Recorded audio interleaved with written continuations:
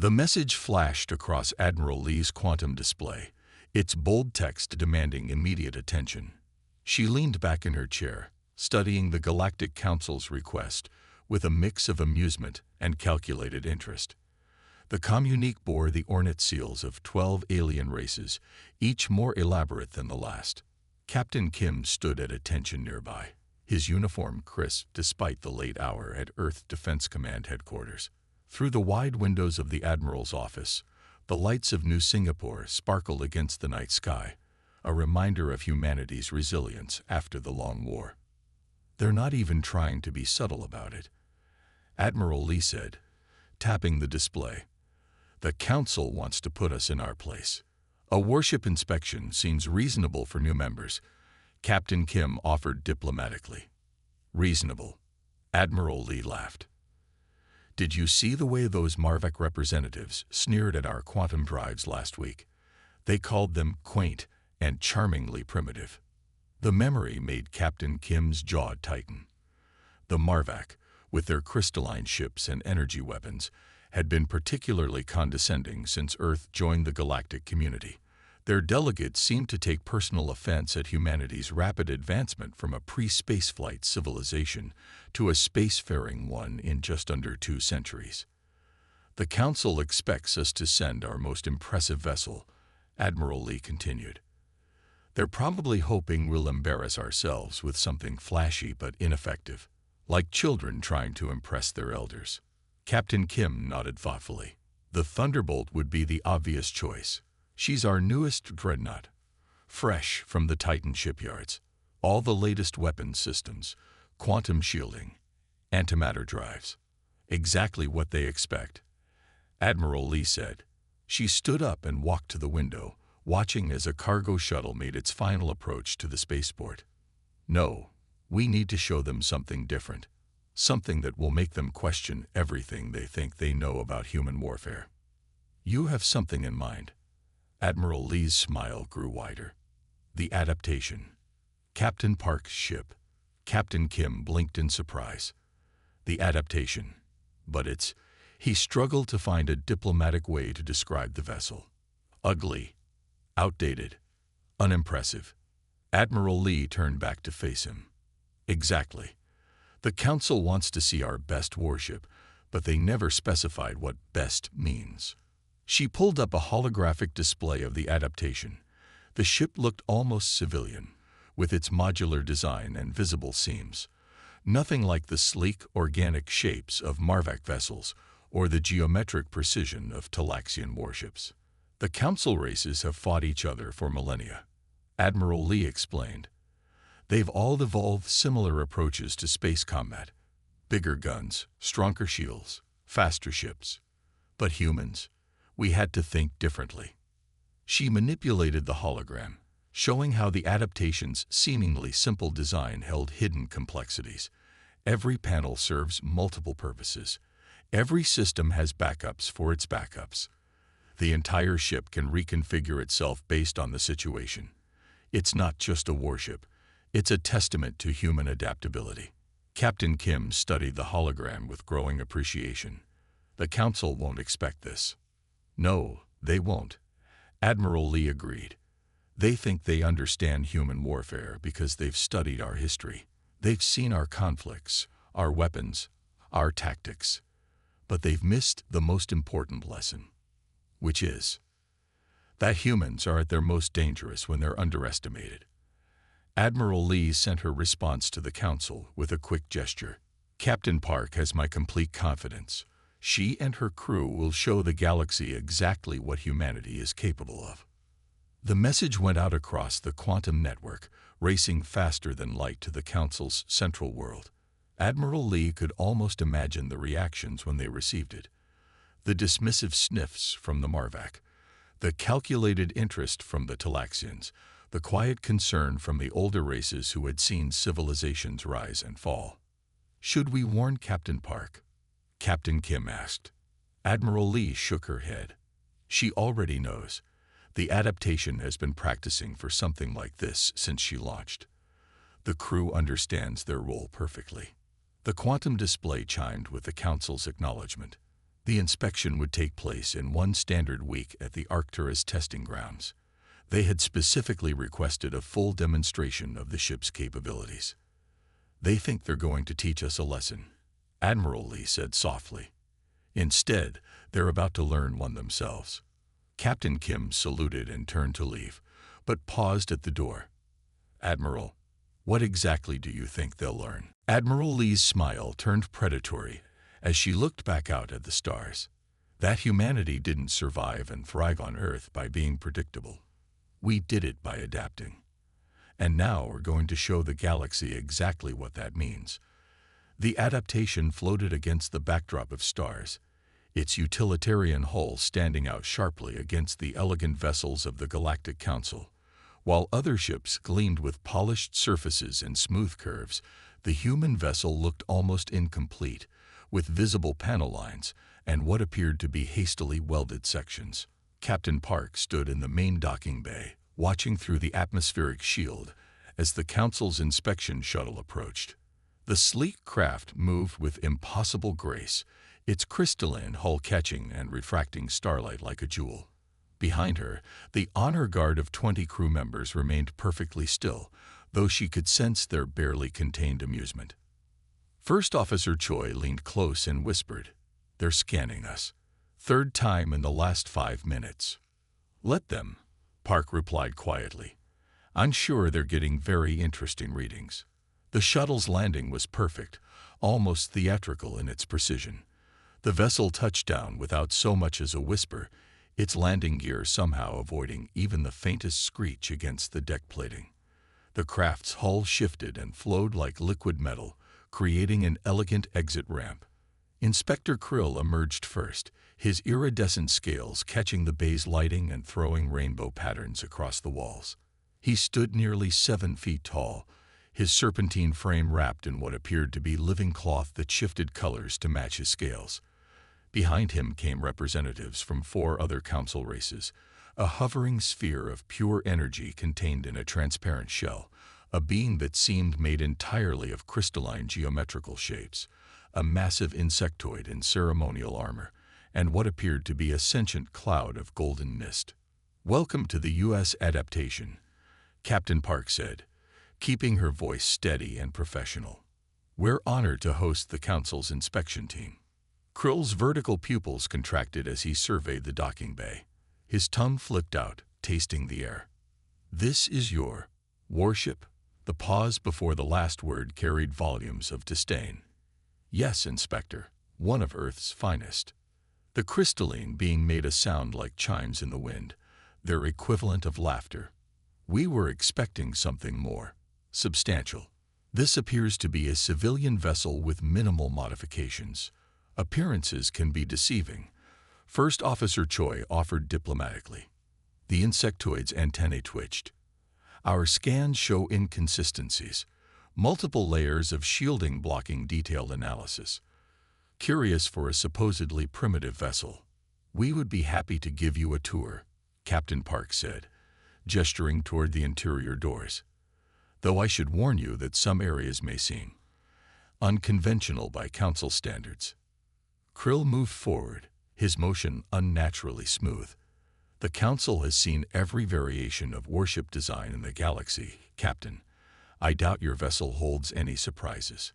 As if on cue, a slight vibration ran through the deck plates. The inspection team froze, their various sensory organs focusing on the disturbance. "Just a routine system adjustment," First Officer Choi explained. "The ship likes to keep us on our toes." Ships do not have likes or preferences. The energy sphere pulsed. "They are tools, nothing more." Captain Park smiled. "Perhaps Council ships are tools. The adaptation is something else entirely." They moved through the corridors, the inspection team making notes and occasional sounds of disapproval. The ship's interior seemed almost haphazard, exposed conduits, panels that didn't quite match, and what appeared to be civilian-grade equipment poorly adapted for military use. "Your life support systems are housed in recreation areas," Krill observed. "Highly inefficient, and these corridor layouts violate basic combat design principles. We find they serve our needs, Captain Park replied. The golden mist swirled in what might have been agitation. These design choices make no sense from any tactical perspective. How does this vessel expect to survive combat? Before Captain Park could answer, alarms blared throughout the ship. Red warning lights flashed, and the deck plates began to shift. What is happening? Krill demanded, his scales flashing warning colors. Level 2 combat drill. First Officer Choi said calmly. Would you like to observe? The corridor they stood in suddenly transformed. Panels slid aside, revealing weapon stations. The seemingly mismatched walls realigned into armored positions. Even the lighting changed, becoming more focused and tactical. The inspection team watched in stunned silence as the poorly designed ship revealed its first layer of secrets. Crew members moved with practiced efficiency, taking positions at stations that hadn't existed moments before. Impossible. The crystalline being chimed. These modifications violate several laws of engineering. Captain Park's smile grew wider. No, they don't. They just violate your assumptions about what's possible. Shall we continue the tour? We haven't even reached the interesting parts yet. The inspection team huddled closer together, their earlier disdain replaced by uncertain curiosity. As they moved deeper into the ship, none of them noticed how the corridors behind them shifted again, rearranging themselves into completely new configurations. First Officer Choi caught his captain's eye and winked. The real show hadn't even begun, and already the mighty council representatives were starting to understand that they might have underestimated humanity's capabilities. Lieutenant Song led the inspection team into what appeared to be a standard recreation deck. Gaming tables, comfortable chairs, and entertainment screens filled the space. A few off-duty crew members played cards in one corner, while others watched what seemed to be an old Earth sports match on the main display. Inspector Krill's scanning device emitted a series of angry beeps. He shook it in frustration, his iridescent scales flickering with annoyance. The other council representatives spread out through the room, their various sensing organs taking in every detail. Your crew spends leisure time here, the crystalline being asked, its faceted surface reflecting the room's soft lighting. Of course, Song replied. Everyone needs downtime, even on a warship. Would you like to try one of the games? The hovering energy sphere pulsed with what might have been contempt. We detect power readings inconsistent with recreational equipment. Explain. Song watched as Inspector Krill's scanner continued to malfunction, its display showing conflicting data. The device was top-of-the-line council technology, capable of penetrating the strongest known shields. Yet here it was, struggling to make sense of a simple recreation deck. Perhaps your device needs calibration, Song suggested innocently. These are standard entertainment systems. The insectoid representative chittered in disagreement. Energy signatures match military-grade targeting systems. Material composition suggests weapon-grade alloys. This cannot be simple recreation area. Would you like a demonstration? Song asked, her hand hovering over a seemingly decorative panel on the wall. It might help clarify things. Before any of the inspectors could respond, she pressed the panel. The transformation began instantly. The card table's surface split and rose, panels sliding apart to reveal a tactical command center. The chairs the crew had been sitting in reconfigured themselves, metal flowing like water as they transformed into gunner stations. The large entertainment screen flickered, its civilian interface replaced by a military-grade targeting system. The crew members who had been playing cards were suddenly at battle stations, their casual postures replaced by military precision. Even their civilian clothes seemed to shift, sections hardening into lightweight armor. Inspector Krill's scanner finally gave up completely, smoking slightly as it tried to process the changes. The energy sphere pulsed rapidly, its containment shell vibrating with excitement or fear. The crystalline being's surfaces rang with a high-pitched tone of surprise. This is impossible, Krill stated, his tail whipping back and forth. The energy requirements alone. Would you like to see the power systems? Song offered. They're hidden in what looks like our hydroponics bay. The plants are real, of course, but they grow on panels that can become shield generators in under 3 seconds. The insectoid's antennae twitched rapidly. Your entire ship is like this. Every room, every corridor, every system has multiple functions, Song explained. That water dispenser, it can manufacture ammunition. The food synthesizers, they can reconfigure their molecular assemblers to produce spare parts. Even the deck plating can change its properties based on our needs. The golden mist swirled in complex patterns. This goes against all established principles of warship design. No, Song corrected gently. It goes against council principles of warship design. Humans learned long ago that specialization can be dangerous. Everything on this ship can serve at least 3 different functions. She walked over to what appeared to be a simple couch and pressed another hidden control. The furniture split apart, components rearranging themselves into a fully functional medical station, complete with diagnostic equipment and surgical tools. "Would you like to see what the gym can do?" Song asked, enjoying the mix of horror and fascination on the inspectors' faces. The exercise equipment makes excellent repair drones. Inspector Krill held up a hand. "Wait, you mean to tell us that every civilian system on this ship is also a military system?" "Yes, and vice versa. Our weapon systems can be used for scientific research. Our shields can process data. Our engines can generate food. Everything adapts to whatever we need most at any given moment." The council representatives huddled together, speaking in rapid, hushed tones in their various languages. Song waited patiently, knowing that they were just beginning to understand what they were dealing with. "How?" Krill finally asked. "How did humans develop this technology? The material science alone should be beyond your civilization's current level." Song shrugged. "We had to. Earth isn't like your homeworlds. We evolved on a planet where adaptation wasn't just beneficial, it was necessary for survival. We simply applied that principle to spaceship design." She pressed another panel, and the room returned to its recreational configuration. The crew resumed their card game as if nothing had happened. The entertainment screen once again showed the sports match. "Shall we continue to the dining hall?" Song suggested. "I think you'll find our food preparation systems particularly interesting, especially when they transform into the secondary bridge." The inspection team followed her, their earlier condescension replaced by wary respect. Behind them, the recreation deck shifted slightly, its components already preparing for the next possible configuration they might need. The card-playing crew exchanged knowing smiles, wondering what other surprises their ship had in store for their distinguished visitors. The testing grounds near Arcturus Station hummed with energy as 12 of the most advanced warships in the galaxy lined up for demonstration. The Marvick cruiser led the formation, its crystalline hull pulsing with barely contained power. Next came the Talaxian dreadnought, its geometric perfection, a testament to their engineering prowess. Each vessel represented centuries of martial development and technological advancement. And then there was the adaptation, sitting at the far end like a patchwork reminder of humanity's primitive status. Its hull seemed even more ungainly next to the assembled fleet's elegance.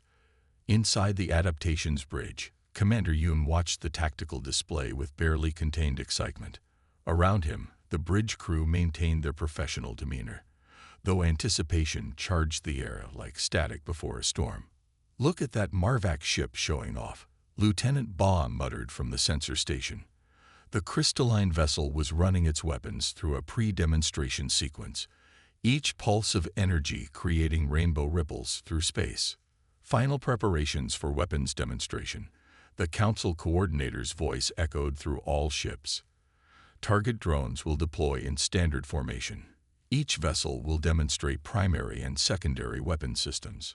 Captain Park sat calmly in her command chair, watching as automated drones spread out across the testing area. The small craft moved with precision, setting up elaborate patterns for the assembled warships to engage. "The Marvick cruiser Crystal Dawn will begin," announced the coordinator. The crystalline ship's response was immediate and impressive. Beams of pure energy lanced out, striking drone after drone with surgical precision. Each hit caused the target to dissolve into its component atoms, leaving nothing but scattered particles. Energy weapons at their finest, Commander Yoon observed. But notice how long their cooldown period is between salvos. Next came the Talaxian ship, its geometric weapon ports opening like flowering fractals. It fired what appeared to be solid mathematical concepts, turning its targets into impossible shapes before they collapsed into nothingness. Ship after ship demonstrated their capabilities. The insectoid vessel launched swarms of semi-organic torpedoes. The energy beings projected fields that temporarily removed their targets from normal spacetime. Each demonstration was more spectacular than the last. Finally, it was the adaptation's turn. Human vessel. The coordinator's voice carried a note of what might have been pity. You may begin your demonstration. Commander Yoon's fingers danced across his console, which had until moments ago appeared to be a simple maintenance panel. Ready when you are, Captain. Show them something unexpected, Captain Park ordered. But not everything. Not yet. The adaptation seemed to shudder slightly as hidden panels across its hull shifted. What had appeared to be civilian sensor arrays realigned themselves into weapon ports. The ship's supposedly primitive exterior rippled as metamaterials changed their properties. Target drones detected, Commander Yoon announced. Initiating first sequence. The assembled council fleet watched, expecting perhaps some crude projectile weapons or basic energy beams. Instead, the adaptation fired what appeared to be ordinary water at its first target. The liquid accelerated to near relativistic speeds, carrying normalized probability fields that caused the drone to age 10,000 years in an instant. Before anyone could process this, the ship's second shot contained what appeared to be modified coffee from the crew's mess hall, transformed into a stream of exotic particles that turned its target inside out spatially, while leaving it functionally intact. Are they? The coordinator's voice faltered. Are they weaponizing their life support systems? The third shot came from what had been the ship's waste recycling system moments before, firing a beam of reformed matter that caused its target to forget how to exist within normal physics. Keeping track of their reactions, Captain Park asked quietly. Yes, ma'am. Lieutenant Bay replied. The Marvac ship is trying to figure out how we're generating these effects with our primitive technology. The Talaxians are running probability calculations. The energy beings appear to be having some sort of philosophical crisis. Commander Yoon lined up the next shot. This time, the ship used its auxiliary navigation deflectors to create a localized bubble of altered spacetime. The target drone found itself experiencing all possible quantum states simultaneously before collapsing into a small cloud of confused atoms. Should we show them the really interesting weapons? Yoon asked hopefully. Captain Park shook her head. Not yet. Let's save something for the live fire exercises. Besides, I don't think they've fully processed what we've shown them so far. She was right. The council vessels had fallen into confused silence. Their own weapons, while impressive, followed understood principles of physics and engineering. The adaptation was using systems that shouldn't have been weapons at all to create effects that shouldn't have been possible. Human vessel, the coordinator finally managed. Your demonstration is? Noted. Please stand by for evaluation. The bridge crew maintained their professional demeanor, but suppressed smiles flickered across their faces. They had just shown the galaxy's most advanced civilizations that humanity's approach to warfare was anything but primitive. They're going to be up all night trying to figure out how we did that, Commander Yoon said with satisfaction. Captain Park allowed herself a small smile. Wait until they see what we can do when we actually try to be impressive. The adaptation floated serenely among the Council warships, its unremarkable exterior hiding secrets that were already sending shockwaves through galactic military doctrine. And this had just been the beginning. The first sign of trouble came when space itself seemed to tear open. 3 massive pirate vessels, their hulls covered in stolen technology from a dozen different species, erupted from hyperspace. Their weapons were already charging, targeting systems locking onto the assembled Council fleet. "Well, this is inconvenient," Captain Park said calmly as alarms blared across the demonstration area. The Council ships, their weapons still configured for show rather than combat, struggled to bring their systems back to combat readiness. The pirates had timed their attack perfectly. The Marvik cruiser's crystal weapons were still cooling down. The Talaxian dreadnought's geometric weapon ports were locked in demonstration mode. Even the energy being's vessel seemed frozen in surprise. But the adaptation was already moving. "Combat Configuration Alpha 7, Lieutenant Ba called out, his fingers dancing across what had been a cafeteria menu display moments before. "All stations respond." The ship's transformation was instant and total. The supposedly civilian hull plating rippled as metamaterials changed their properties. Hidden weapon ports emerged from what had appeared to be solid sections. Even the ship's shape seemed to shift slightly, becoming more angular and aggressive. "Pirates are targeting the Marvak ship first," Commander Yoon reported. "They know it's the most dangerous when fully operational." "Not anymore," Captain Park replied. "Lieutenant Ba, show them why we named this ship Adaptation."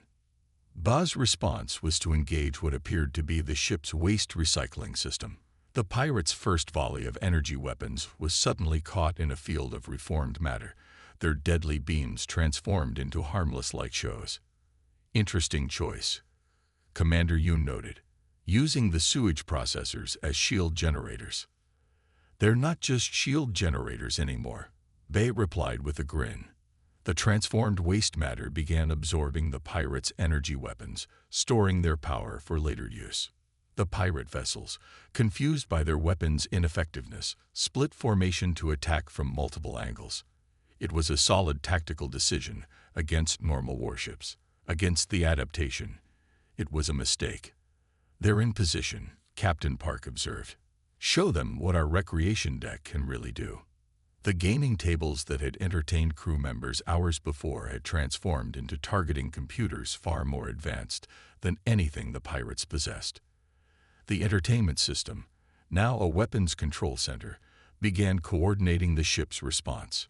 From what had been the ship's garden module, streams of accelerated particles burst forth, each carrying modified plant matter that had been transformed into exotic munitions. The first pirate vessel found its shields being literally digested by weaponized photosynthesis. "Second vessel is trying to escape," Yoon reported. "Engage the library system," Captain Park ordered.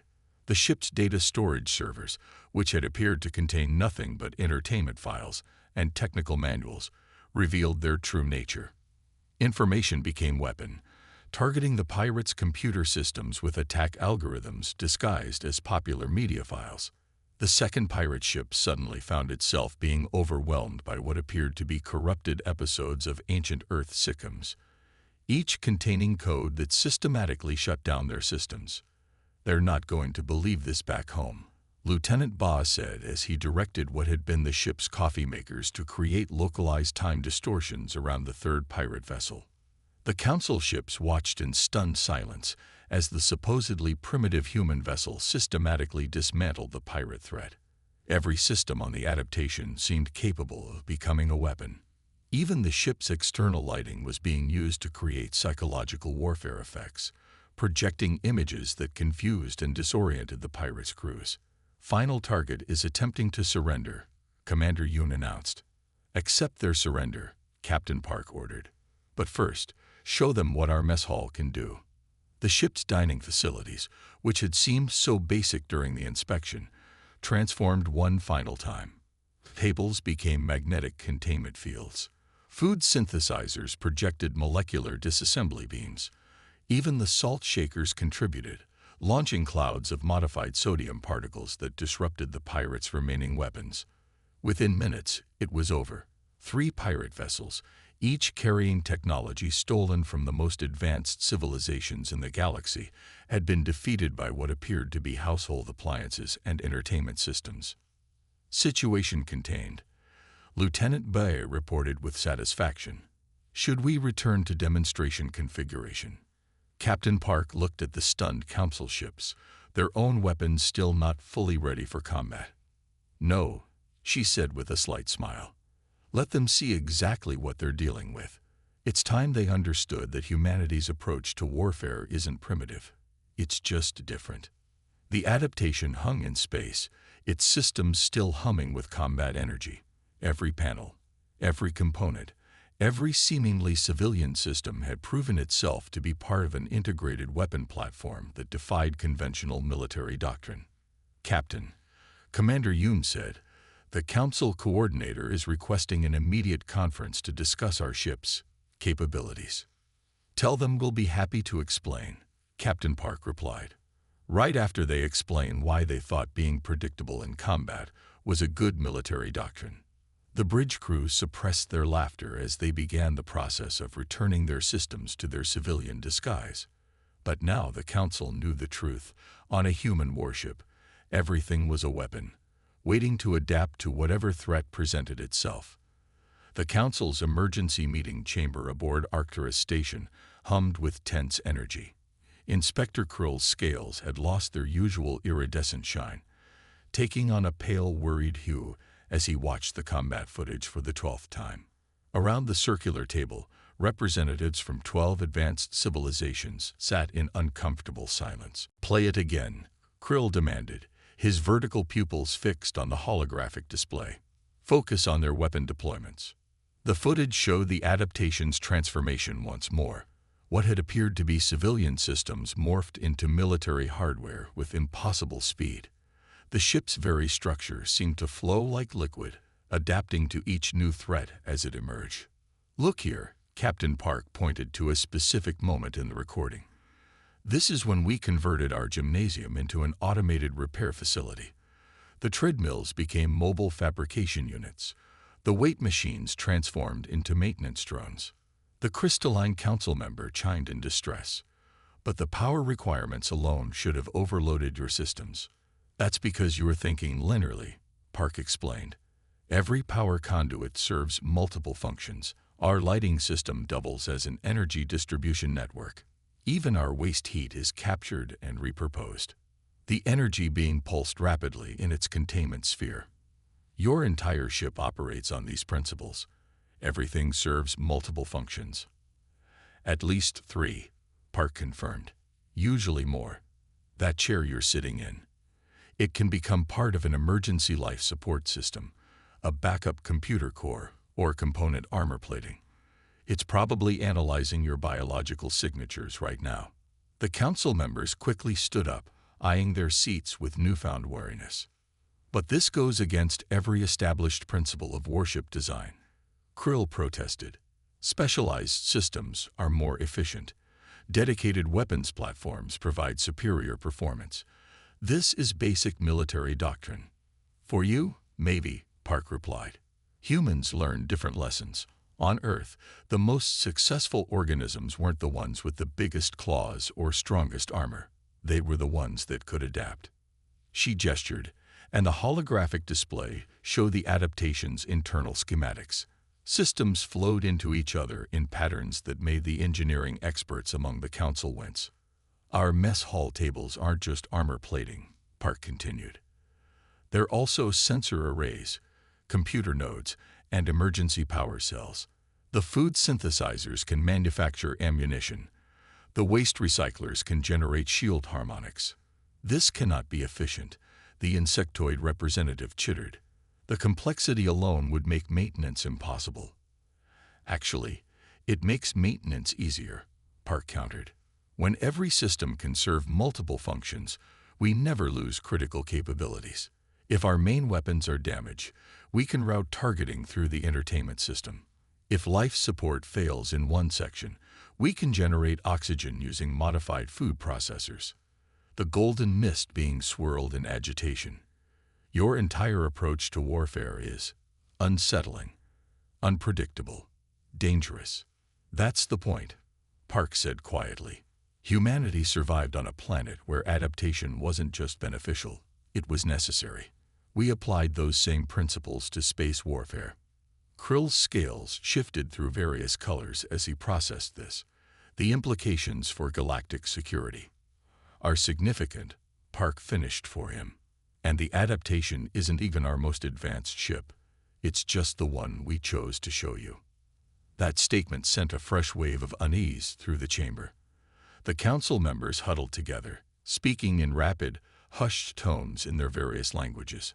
How many more ships like this do you have? Krill finally asked. That would be classified, Park replied with a slight smile. But I will tell you this, every human ship, from the smallest courier to the largest dreadnought, incorporates these principles to some degree. Adaptation isn't just our technology, it's our philosophy. She stood up, her chair smoothly reconfiguring itself back into standard form. Now, shall we discuss updating those trade agreements? The ones that classified human technology as primitive. The council representatives looked at each other, their earlier condescension completely evaporated. They had expected to find a young species struggling to match their advanced technology. Instead, they had discovered something far more challenging, a civilization that had developed along completely different lines, turning their perceived weaknesses into unique strengths. The council will need time to reevaluate its position, Krill said carefully. Of course, Park agreed. Take all the time you need. The adaptation will remain here for any additional questions. Though I should warn you, it might look completely different tomorrow. It likes to keep things interesting. As the council members filed out, still casting worried glances at every piece of seemingly innocent equipment, Park allowed herself a small smile. The galaxy was about to learn that humanity's greatest weapon wasn't their technology. It was their ability to make everything, even a simple chair, into whatever they needed it to be. The Galactic Council's final report spread through known space faster than a quantum transmission. Every major species had representatives poring over the carefully worded document, trying to understand the implications of what humanity had revealed. In her quarters aboard the adaptation, Captain Park read through the commendations with quiet amusement. The first was from Earth Command, praising her crew's handling of the inspection and combat situation. The second, surprisingly, came from the Council itself, a formal recognition of humanity's unique and valuable contributions to military science. They're still trying to understand how our waste recycling system generated those shield harmonics, Commander Yoon reported, bringing her a fresh cup of coffee from what appeared to be a standard food synthesizer. The Marvac scientists have submitted 17 different theories. All wrong, of course. Let them keep guessing, Park replied, taking the sip. Did you know they've already started redesigning their ships? Intelligence reports show at least 3 major species attempting to incorporate multi-purpose systems. They won't get it right, Yoon said confidently. They're still thinking like specialists. The ship hummed around them, its systems constantly shifting and adapting even in peaceful dock.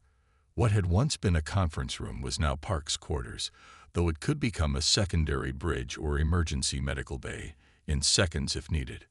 A message flashed on her display. Inspector Krill requesting one final meeting before the adaptation departed. Park agreed, curious about what the council representative might want. They met in what appeared to be a standard observation lounge. Through the viewport, dozens of council ships could be seen, their crews no doubt still analyzing every detail of the human vessel's performance. Your coffee, Krill said as he entered, his scales shifting through thoughtful colors. It's not just coffee, is it? Park smiled, taking another sip. The molecules can be restructured for various purposes. Right now, it's just a pleasant beverage. During combat, it became a targeting solution enhancer. The caffeine molecules are particularly useful for quantum calculations.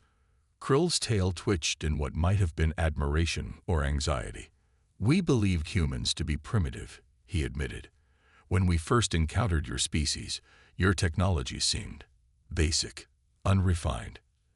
You were looking for advancement in the wrong directions, Park explained. While other species focused on specialized systems, we learned to make everything serve multiple purposes. A chair isn't just a chair, it's whatever we need it to be. Yes, about that. Krill glanced nervously at his seat. Is this one currently scanning me? Among other things, Park confirmed. It's also analyzing structural stress points in case it needs to become armor plating, and I believe it's processing some entertainment videos for the crew's evening relaxation.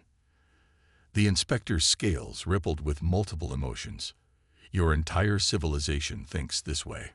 Everything serves multiple functions. It's how we survived on Earth, Park said. Our planet taught us that specialization can be dangerous.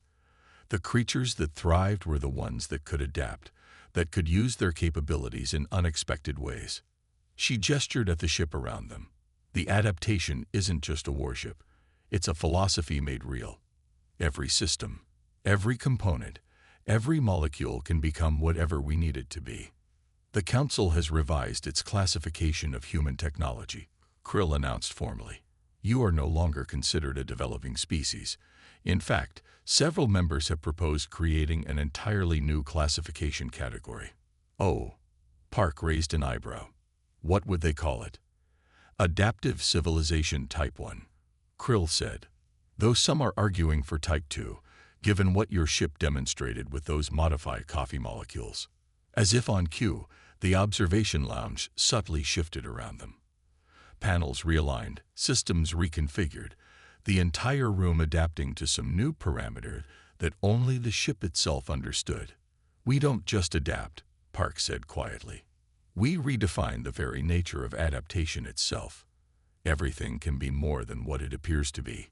Even this conversation. Krill's scales flashed in sudden understanding. This meeting. It's being recorded, analyzed. The vibrations of our voices are being used to fine-tune the ship's structural integrity field, Park confirmed. The air currents from our breathing are helping calibrate the life support systems. Even your scale colors are providing data for our sensor calibration. The inspector stood, his professional composure finally cracking. Your species is terrifying, he admitted. Brilliantly, wonderfully terrifying. That's kind of our thing, Park replied with a smile. As Krill left, she turned to look out at the assembled council fleet. Already she could see signs of them trying to incorporate human design principles, panels that looked almost modular, systems with hints of redundancy. They didn't understand yet. The adaptation wasn't just a ship, and humanity's approach wasn't just technology. It was evolution in action, the principle that had guided life on Earth from its very beginning. Everything can become something more. The ship prepared for departure, its systems flowing and shifting like a living thing. In the distance, council ships watched, their crews no doubt taking careful notes. But they would never truly replicate what humanity had achieved. Because for humans, adaptation wasn't just a survival strategy, it was an art form.